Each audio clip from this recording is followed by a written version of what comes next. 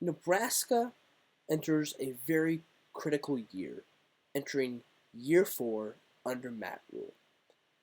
And in today's video, I am going to be giving you guys my evaluation, well, not just an evaluation, I'm going to be evaluating the biggest question marks on this Nebraska roster, also grading every position on this roster. So, without any further ado, let's get straight into it. So, starting off with the quarterback, Anthony Calandria. Okay, Anthony Calandria, I believe is going to be our starter. I believe he is going to be a very good quarterback for Nebraska. I believe he's going to be very mobile. He's going to be able to make plays with his feet. He's also, I think, going to be good with his passing. And I believe the development will be there. And so I think in terms of a grade, I think our quarterback position should be about a grade of a B+. Because I believe this, and not only like Anthony Calandria, but I believe that TJ Lateef is also very capable. And he's putting in the work. And I believe that that should be good for Nebraska. And we'll see what happens. But for now, that's just the facts there. Then you got the running back. So, I made a video earlier in the year saying, like, evaluating the roster and predicting the starters. But this running back room is very inexperienced. Talented, yes, but inexperienced heavily. I mean, you got Quentin Ives as a junior. You have Isaac Dickey, Isaiah Mosey, Mekhi Nelson, Connor Booth, Jamal Rule. I believe that Isaiah Mosey will be the starter for Nebraska. But I believe that our running back room, yes, it might be developed by E.J. Barthel, and that's true. However, in terms of a grade, because of experience, that's about a C+, C- for Nebraska's running back room. Because this is very inexperienced. That's the truth. It is very inexperienced. That's just how it is. I think that because we didn't get a running back to the portal, which we should have, like a more experienced, like we could have gotten Mekhi Frazier from Michigan State. Like we could have gotten someone like him, but we didn't. So now we're trusting the development of E.J. Barthel. We'll see if that can work. Now, wide receivers. Now this right off, I think this should be a grade of about A+, because I think this is going to be one of our better groups. Starting off, you got, big names are, Janiran Bonner. I think he should be good. Is finally Quasi Gilmer, Isaiah Hunter, and I believe Jacoby Barney will come around. I do look forward to that. And I think even they don't sleep on Quinn Clark or Cortez Mills. Like I think those guys could be good for sure. We'll see what happens though. I am hoping that like Jacoby Barney can get more physical as a receiver because that's kind of his biggest caveat. He's speedy, but he gets knocked over by a blade of grass. If he can get a little tougher, and take a little more to knock him over, that'd be really good. So let's hope that happens with Jacoby Barney. But I think, yeah, A+ should be for this wide receiver. I think it's going to be pretty good because they were good last year. We just had a bad offensive line. That's just the truth. Now, tight ends. Luke Lindemeyer, predicted starter for sure. Behind him, I don't really know after that. But I'm going to give this tight end group about a C- because after Lindemeyer, there's really no one. Luke Lindemeyer is good, in my opinion. I think he's going to be fine. He had a pretty good season last year, but he was, other than him, there's no one on this list. Like, I wish Nate Borkircher hadn't transferred to A&M. And then, obviously, we lost Harburg, and he wasn't bad either. So, it's going to be tough to see what this... It's going to be tough for this tight end group to be, like for these tight ends, particularly, to, I feel like, be a big impact player for the Huskers, besides Lindenmeyer. We'll see what happens, though. Hopefully they can improve. So, then you got the offensive line. And this offensive line, I'm going to start off, I think it's going to be about an A+. And here's why. Because we brought in Jeep Wade. He has good offensive lines wherever he's gone. Georgia Tech had one of the best offensive lines in the nation. And on top of that, you have 5 very good starting offensive linemen. You got Brendan Black, Elijah Pritchett, Justin Evans. You got Tree Boblade and Paul Mubenga. Those are 5 very good offensive linemen. And I believe that if we're lucky, we'll keep these 2 guys for another year. And I think Justin Evans was probably our best offensive lineman last year. He played center. Pritchett, he's improved significantly. And then Brendan Black, Tree Boblade, and Paul Mubenga, who we got to the portal, they were all very proven elsewhere. But also I believe that Jeep Wade will develop these guys. Like, because even like Rocky Spindler and Elijah Pritchett last year, like they were not bad last year, but because we had such a bad offensive lines coach, that kind of squandered the potential we had there. Now, we get to the defensive side. And this is one's going to be interesting because the D tackles, particularly, I think if they were an F last year, we're hoping for a D plus. Even that's kind of gracious. I don't know. Corey Brown knows what he's doing. They can't be worse. They can't be an F. Well, at least know that. They're probably not a D minus. Probably a D plus. About where they're at. Purely because, I mean, there's nobody on this defensive tackles, its interior line, that has proven themselves to be good. Okay? There's no one. Stoudemire has been injured too much. Joshua Whittington's a youngin. Van Poppel, Sewell the photo, none of these guys have proven themselves.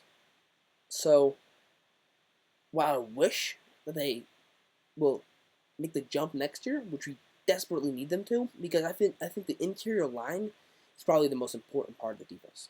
One of the most important, if not the most important. So, anyway, I think that, I mean, the reason why it's so bad, I mean, Ben Poppel, he has potential. Gabe Moore has potential. I think Stoudemire, he should be fine. I mean, he wasn't bad when he wasn't injured, but if he can stay healthy, he'll be good. Maybe even Suolofoto, if he can be coached properly, then he should be fine. I think that, I mean, you go back to, like, Van Poppel, like, before he, like, when he was coached by Terrence Knight, and I think he was getting better. But, like, last year basically was a waste of time for any defensive lineman for Nebraska because we had Terry Bradden as our defensive line coach. It was very good that he got fired. But Corey Brown knows what he's doing. So I think that these guys hopefully will not stay at a D plus. Hopefully they'll get into the C plus, C minus area so they can be decent. Like, they don't have to be as good as, like, the defensive line under Matt Rhule in his first 2 years, but if they could be about as good, like, maybe half as good as that, maybe even a quarter, I'd be fine with that. Hopefully half as good. We'll see what happens. But they'll really need to find a way to stop the run, especially against Iowa. So, then we get to the edge. Okay, so I think this one, I'm a little more high on the edge rushers than I am on the interior defensive line. So I'm going to give this one about a C plus, maybe a B minus. And the reason why I do is because I believe that Anthony Jones should be good for Nebraska. I believe Williams Nwaneri, he's very talented. Cade Petchak, he's been very good. He led the sole defensive line in sacks last year. That was just 2. But he was a very hardworking guy. He played with a chip on his shoulder.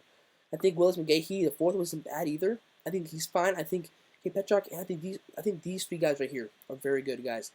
And I believe that Anthony Jones will also be good for Nebraska. But Cam Lenhard, I wish he was good. Okay, let me put it that way. I wish he was good, but I don't believe Cameron Lenhardt's going to be good for Nebraska, unfortunately. Maybe he will. And by a miracle, he will. Like, I remember when he played against Colorado back in 2023, he was a freshman. He played great. He had like 2 sacks that game. That's the best he's done as a Husker.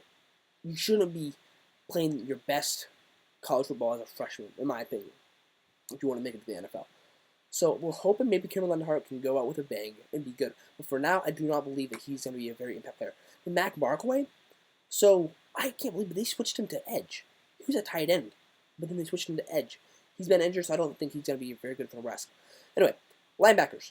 This is going to be an A+, and I'll tell you why. Well, for one, we do have a solid linebackers coach in Rob DeVore. But then we also got Owen Chambliss, Dexter Foster, Vincent Shavers. I think those are 3 good linebackers. And then I also think, I mean, after that, I believe like Dawson Merritt could possibly be good for Nebraska eventually. I mean, also like don't sleep on like these other guys like Jacob Bauer. They could be developed. I believe they will be. But for sure, Dexter Foster, Owen Chambliss, Vincent Shavers, those 3 for sure. If you're running a 4-2-5, that's going to be nice because you have 2 solid linebackers. But you're hoping to get a little more depth. But overall, though, like if you're like evaluating the starters, which is kind of what I'm evaluating, I do believe that's an A+ for sure. So then you get to the cornerbacks. Okay, so if you're running a 4-2-5, you probably have 2 cornerbacks, probably. And then have 3 safeties. That's what I think it would be. I mean, their secondary is a little bit weak. Just hear me out. Yes, Andrew Marshall, he's good. Victor Evans III, I think he could be good. Donovan Jones is good. So you have 3 solid guys. So in terms of starters, it's pretty good. Probably about a B. Actually, yeah, probably about a B plus. I think, but you did lose like Sierra Wright, Javen Wright. You also lost Deshaun Singleton. He was good. I mean, so probably about a B plus. It's not bad. The quarterbacks are actually pretty good. I mean, Andrew Marshall, Victor Evans, the third, Donovan Jones. That's of course assuming they're running like 2 cornerbacks and uh, uh, 3 safeties. So I think not a bad quarterback room. I think then they will develop. Addison Williams, they better keep that guy because he is a good uh, secondary coach for sure. I do like Addison Williams for sure. Then at the safety, I believe Dwayne McDougall. He's going to be an impact player. Jason Shiggs, I believe he will. Rex Guthrie, I believe Rex Guthrie is a good safety. He was very talented. I mean, he made very good plays last year. Then Jameer Khan, he was a cornerback, but then they moved him to safety. He was good in spring practice. He was. There's no denying that. He was good.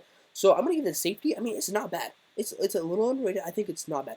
So safety room, I'd say probably about a B minus, B plus. I think it's pretty good. About the same as the cornerbacks. Then special teams quickly. I mean, that should be about the same as last year, about an A, I think. Kyle Kinnanen is pretty good. Archie Wilson's fine, and then Jack Wills at long snapper. That should be pretty good for Nebraska. So, now, to sum up the video quickly here. The biggest questions that I find on this roster. Number 1, the defensive tackles, for sure. Okay? I mean, there's no one on there that's really proven. I mean, Jasir Whittington played good in the spring ball. But after that, that's only one guy. You're going to need a lot more than one guy if you want to be good next year. Because do you think Indiana is going to let you off easy? Oregon? Ohio State? Iowa? I don't think Illinois will let you off easy. Or Washington. I think the only teams you could really get away with a bad defensive line is probably Rutgers and then Michigan State and Maryland in terms of the conference opponents. Non-conference should be cake. We won our non-conference very well with a bad D-line last year. So, in my mind, those tackles, all of them need to get better. I think Jasir Whittington will probably be one of our best. I think it's just a fact. He's able to get to the quarterback. He's able to just, be an effective pass rusher, but they need to get him a little stronger. He's only like 270, so if they could get him up to like 280, that would be pretty good because he is pretty darn light. He's only a sophomore, though. Oops. So yeah. And then Vin Popple, I wish Vin Popple could be good because I think he will be. I think Gabe Moore could be good. I think even Sua Lefoto could be good. Owen Stoudemire. These 4 guys could be good players next year. That I would feel a lot better about this defensive line. And obviously the running back room is also very questionable too. It's the next question mark. Although Jamal Rhule, that guy's a beast. He was good in the spring game. This running back room is definitely the next question mark for sure. But mostly the defensive line, defensive tackles particularly. That's the biggest question mark. But also, I mean, Ty Robinson and Nash Maker, before Terrence Knighton came to Nebraska, they were terrible. Back in 2022, I remember thinking those guys were bad. But then Terrence Knighton came along, he developed them, and they ended up being very good. I mean, no wonder why Ty Robinson got drafted. I mean, he was good. And so was Nash Maker. I mean, they were good because they were developed by a good defensive lines coach who knew what he was doing. Terry Bradden did not. Corey Brown, I believe he does. So I do look forward to watching their developmental process, and I think they will. I think the biggest problem, though, just to wrap it up here quickly, is that they just were undersized. It's the biggest question, I think. Or biggest problem, excuse me. I think if you get him Papa, he's 295, which I think he would have been over like 300, but because Terry Bradden was telling them to be smaller, I mean, that's going to do it. And then he was 290, get more, and then Osamara was 292. So if you can get, and then Sula Photo is actually 300. So if you can get these guys, these 3 to like 300, 310, I feel a little better. And that's of course assuming it's muscle, right? Not fat. I think it's a little fat for Sula Photo, otherwise he'd be starting. So yeah, for sure, that's just a fact here. So anyway, yeah guys, that's it for me today. I will see you guys in the next one. And who do you guys think is what do you guys think is the biggest question mark on this roster? I will see you guys in the next one. Until next time, go Big Red, and goodbye.